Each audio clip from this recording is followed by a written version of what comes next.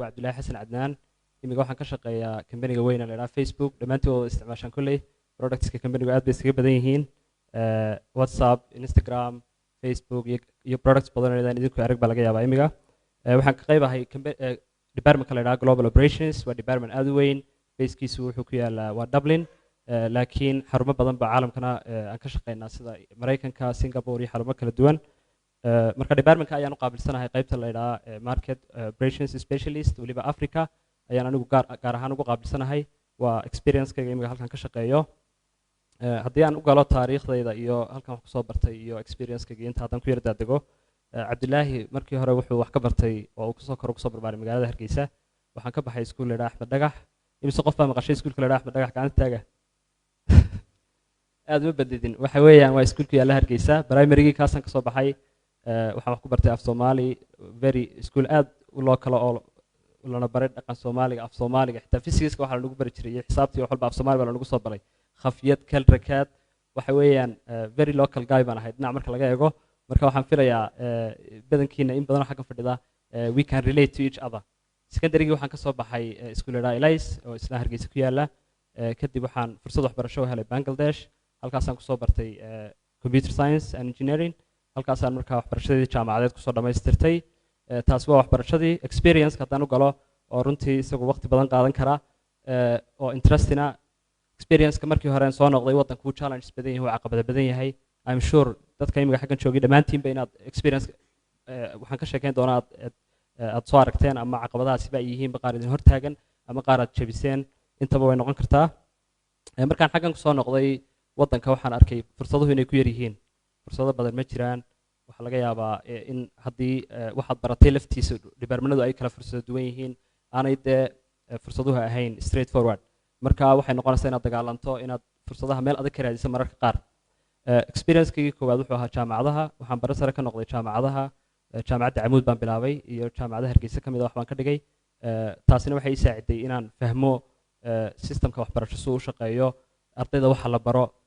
caqabadaha shaqo la'aanta jira waxyaabo badan inaan aniga lafteedu fahmo oo runtii haddaan shaqooyin Yuruba iyo meelaha ku bilaabi lahaa aanan fahmeen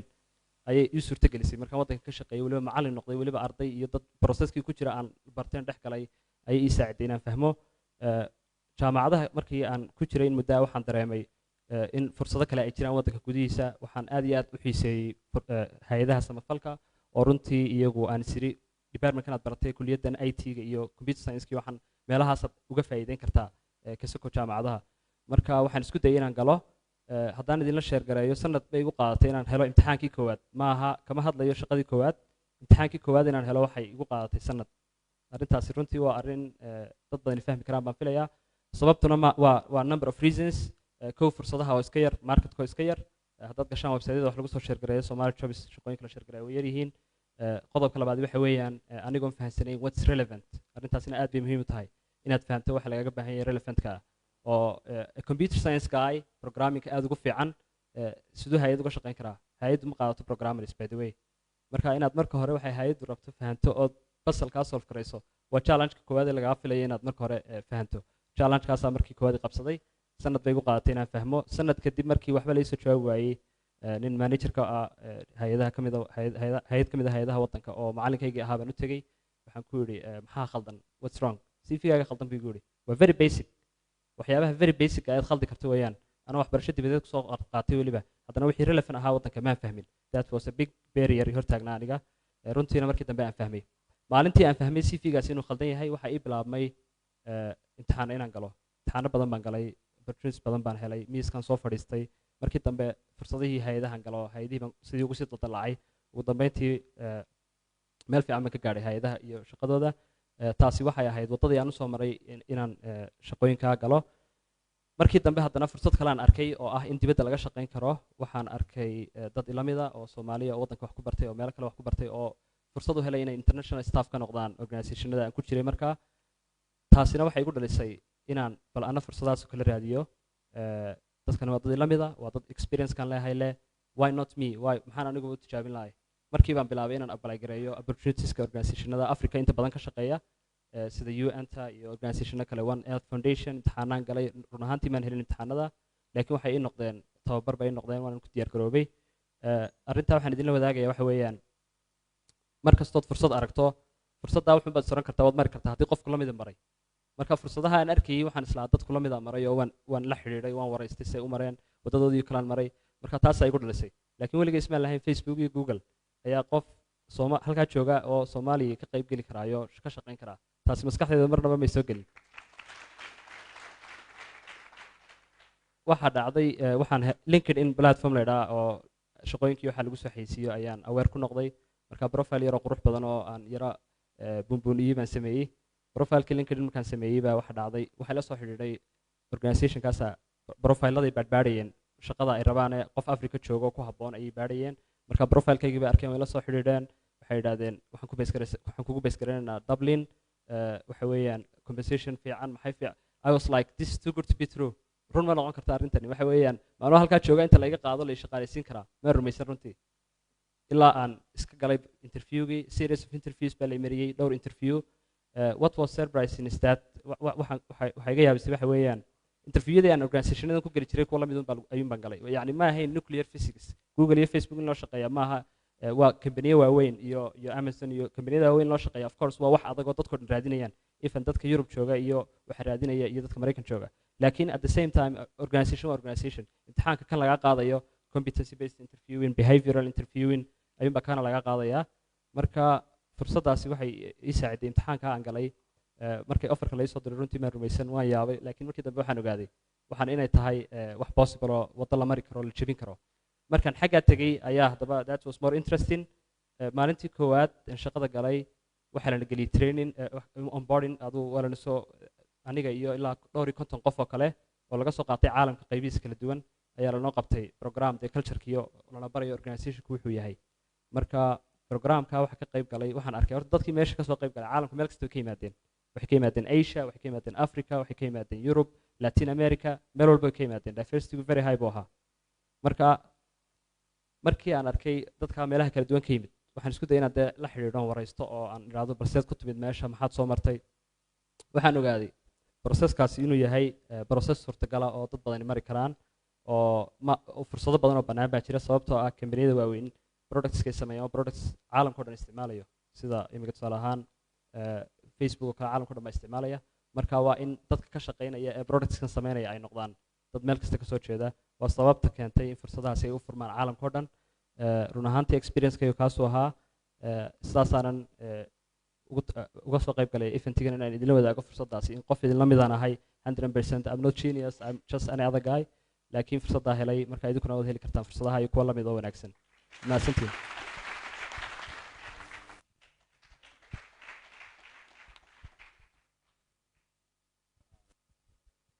aad baad mahadsantahay cabdiraxmaan kulley in badan buu taabtay fursadaha jira kulley caawa awoodda waxaan saaraynay waa shaqatega dadka shaqateg baa laga wada dhigayaa marka waxa weeyaan horta shirkadahan waaweyn waxaa loo yaqaanaa Fank waa Facebook Amazon Apple Google Netflix shirkadaha waaweyn waxay kaga duwan yihiin shirkadahan kale products-koodu aad bay international yihiin caalamka oo dhan baa isticmaala markaasaan markii dhaweyd ka dhawaajiyey waa waxay rabaan way ugu talagaleen inay dad international qaataan oo foreigner qaataan way ugu talagaleen marka seats gooniya baa loo sameeyaa company-ga la joogo kale imiga tusaale ahaan sanadkii ugu dambeeyay 10,000 oo qof ay qaateen oo caalamka oo dhan bay ka kala qaateen roolalka ugu badan ee la qaataana waxa weeyaan engineering waayo shirkadahan software baa la dhisayaa software baa la sameynaya waxa ugu badan la qaadanaya waa ama software engineer ama data engineer waxyaabaha ugu badan ee la qaato kuwaasa ka mid ah roolal kale operation way jiraan sidan operationka tusaale ahaan marketing account manager markaan ka qayb galay waxaan arkay maalintii koowaad dadkii onboarding kala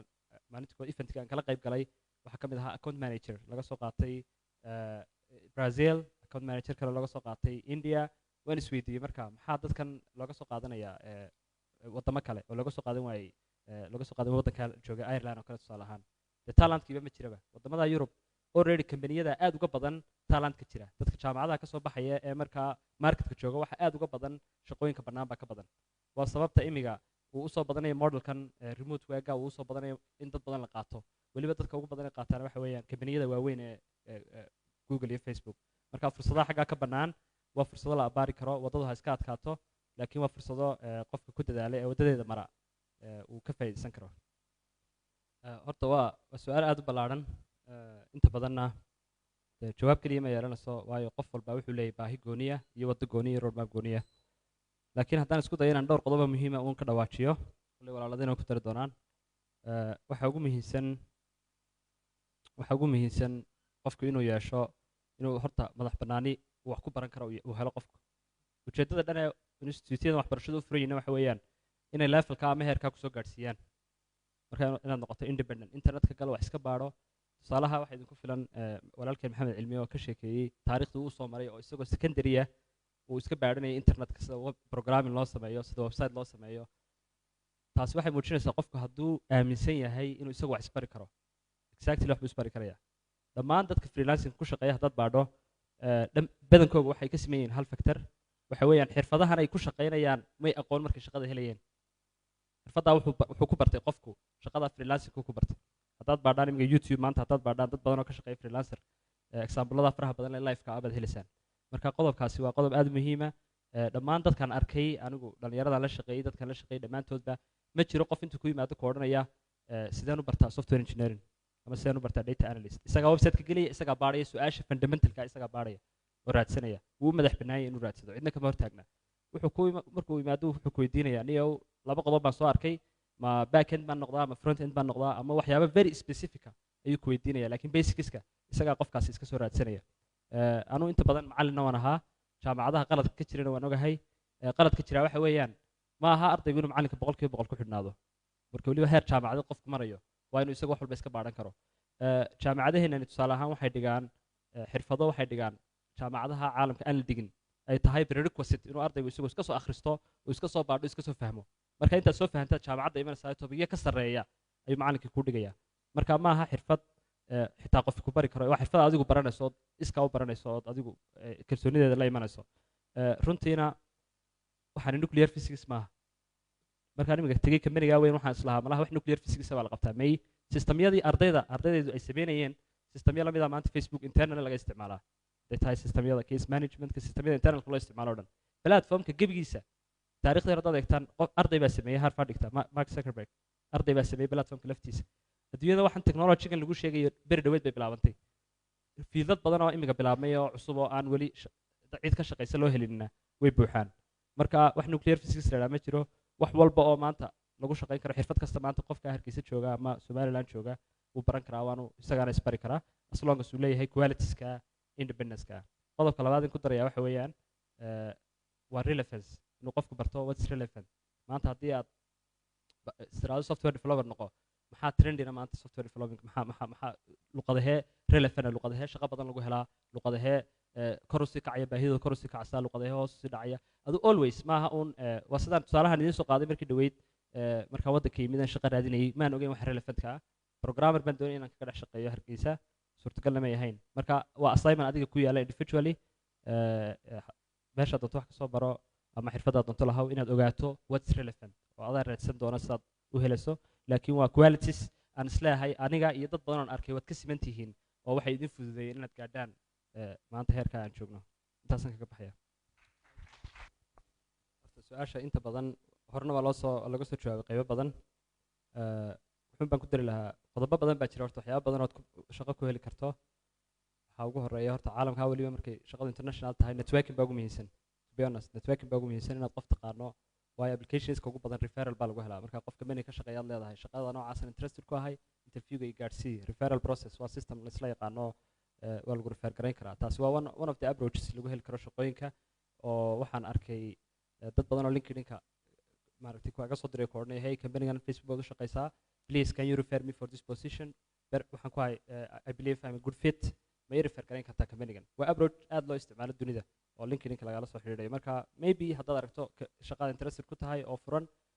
qof companyga ka shaqeynaa taqaano waad la xiriiri kartaa waad weydiin kartaa wuu ku refer garayn karaa that's one of the approaches laakiin approachyo badan baa jira maanta oo dhan aan kasoo hadlanay waxaana fundamental oo ah inaad marka hore adigu dee isdiyaarisay halka qodobeen doonaya inaan sheer gareeya waxa weeyaan anuu dee markii hore maan weligay kumaan haminda inaan ka shaqeeyo oo ugumaan talagelin markii hore